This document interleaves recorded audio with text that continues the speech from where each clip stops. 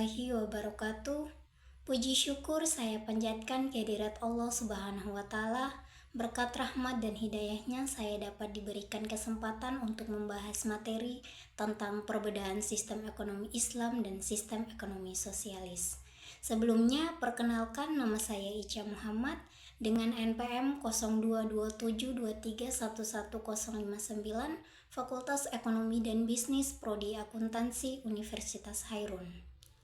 Saya membuat video ini dalam rangka memenuhi tugas yang diberikan oleh Bapak Dr. Jufri Jacok, SCMSI. Materi yang akan saya bahas yaitu tentang perbedaan sistem ekonomi Islam dan sistem ekonomi sosialis. Memahami dan membandingkan dua sistem ekonomi yang sangat berbeda. Sistem ekonomi Islam dan sistem ekonomi sosialis merupakan topik yang menarik dan penting untuk dipelajari. Kedua sistem ini dibangun di atas prinsip-prinsip serta karakteristik yang unik, mencerminkan perbedaan filosofis, ideologis, dan praktis yang mendasar.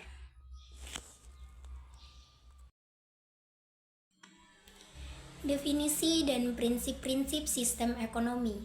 Yang pertama, berpusat pada Tuhan. Sistem ekonomi Islam didasarkan pada nilai-nilai dan ajaran agama Islam, dengan Tuhan sebagai pusat dari seluruh aktivitas ekonomi. Segala kebijakan dan tindakan ekonomi harus selaras dengan hukum dan prinsip syariah. Yang kedua, keadilan sosial. Sistem ekonomi Islam menekankan pada pemerataan kekayaan dan keadilan sosial. Konsep zakat, infak, dan sedekah adalah mekanisme untuk mencapai kesejahteraan bersama dan mengurangi kesenjangan ekonomi.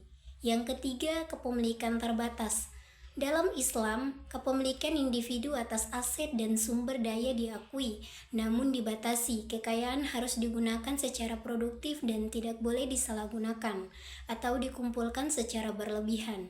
Dan yang keempat, kerjasama. Sistem ekonomi Islam mendorong kerjasama dan saling tolong-menolong di antara individu dan masyarakat, bukan kompetisi yang berlebihan.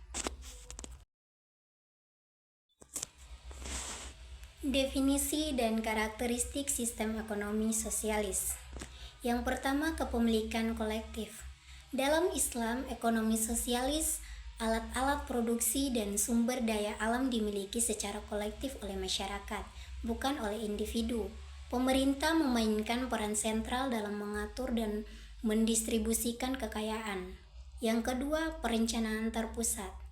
Ekonomi sosialis dijalankan melalui sistem perencanaan terpusat oleh pemerintah. Segala keputusan ekonomi dari produksi hingga distribusi diatur secara tersentral oleh badan-badan pemerintah. Dan yang ketiga, kesetaraan dan keadilan. Tujuan utama sistem ekonomi sosialis adalah mencapai kesetaraan dan keadilan sosial. Semua warga negara memiliki hak yang sama atas pekerjaan, pendapatan, dan akses terhadap barang dan jasa. Segala aktivitas ekonomi harus berlandaskan pada ketaatan dan pengabdian kepada Tuhan. Prinsip-prinsip utama sistem ekonomi Islam. Yang pertama, tauhid. Prinsip utama sistem ekonomi Islam adalah keyakinan bahwa Tuhan atau Allah adalah pemilik mutlak atas seluruh alam semesta. Segala aktivitas ekonomi harus berlandaskan pada ketaatan dan pengabdian kepada Tuhan. Yang kedua, keadilan. Sistem ekonomi Islam menjunjung tinggi nilai-nilai keadilan, keseimbangan, dan pemerataan. Segala transaksi ekonomi harus bebas dari eksploitasi, penipuan, dan segala bentuk ketidakadilan. Yang ketiga, maslahah. Tujuan utama sistem ekonomi Islam adalah untuk mencapai maslahah atau kesejahteraan dan kebaikan bersama bagi seluruh umat manusia, bukan hanya keuntungan pribadi. Karakteristik utama sistem ekonomi sosialis. Yang pertama, kepemilikan kolektif. Semua alat-alat produksi, sumber daya alam, dan modal dikuasai secara kolektif oleh negara atau masyarakat. Yang kedua, perencanaan terpusat. Pemerintah yang berperan dominan dalam mengatur seluruh aktivitas ekonomi. dari produksi hingga distribusi melalui sistem perencanaan terpusat. Yang ketiga, kesetaraan. Semua warga negara memiliki hak yang sama dalam hal pekerjaan, pendapatan, dan akses terhadap barang serta jasa. Dan yang keempat, penghapusan kelas. Sistem ekonomi sosialis bertujuan untuk menghapuskan perbedaan kelas dan menciptakan masyarakat yang lebih egaliter.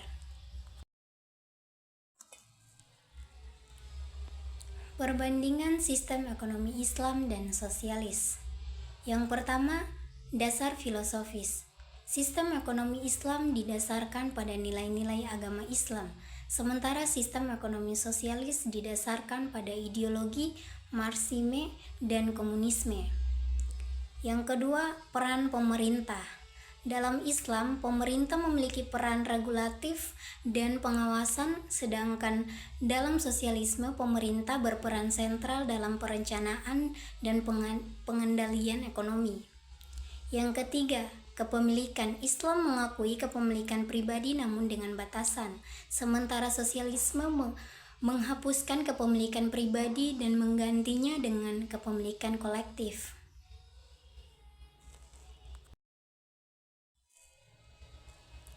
Keunggulan dan kelemahan kedua sistem ekonomi. Yang pertama, keadilan distributif. Sistem ekonomi Islam lebih unggul dalam mewujudkan keadilan distributif melalui instrumen zakat dan sedekah, sementara sosialisme mengandalkan redistribusi kekayaan yang bersifat paksa. Yang kedua, insentif ekonomi. Sistem ekonomi Islam mempertahankan insentif ekonomi bagi individu, sementara sosialisme cenderung menghilangkan insentif pribadi karena tidak adanya kepemilikan privat. Yang ketiga, efisiensi ekonomi. Sistem ekonomi sosialis cenderung mengalami efisiensi karena perencanaan terpusat, sementara Islam mendorong efisiensi melalui mekanisme pasar yang terkendali. Dan yang keempat, inovasi dan kemajuan. Kapitalisme liberal cenderung lebih unggul dalam mendorong inovasi dan kemajuan teknologi dibandingkan dengan sosialisme yang membatasi inisiatif individu.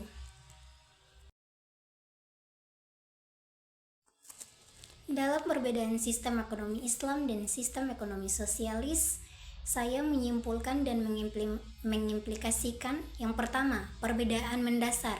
Sistem ekonomi Islam dan sosialis memiliki perbedaan mendasar dalam hal filosofi, nilai-nilai, dan mekanisme penerapannya. Islam menekankan pada keadilan, pemerataan, dan peran Tuhan, sementara sosialisme menekankan pada kepemilikan kolektif dan peran sentral pemerintah. Yang kedua, implikasi praktis. Perbedaan konseptual ini mengarah pada penerapan kebijakan ekonomi yang sangat berbeda, mulai dari sistem kepemilikan, mekanisme pasar, distribusi kekayaan, hingga motivasi ekonomi individu. Dan yang terakhir, pilihan yang relevan. Masing-masing sistem ekonomi memiliki kelebihan dan kekurangan yang perlu dipertimbangkan secara seksama. Pemilihan sistem ekonomi yang paling relevan akan bergantung pada nilai-nilai preferensi dan kondisi spesifik suatu masyarakat atau negara. Dengan berakhirnya kesimpulan tadi, maka berakhir pula pembahasan materi. Mohon maaf jika ada kesalahan dalam pengucapan dan kekurangan dalam pembahasan materi tersebut. Lebih dan kurangnya saya mohon maaf. Wabillahi taufiq wal hidayah. Wassalamualaikum warahmatullahi wabarakatuh.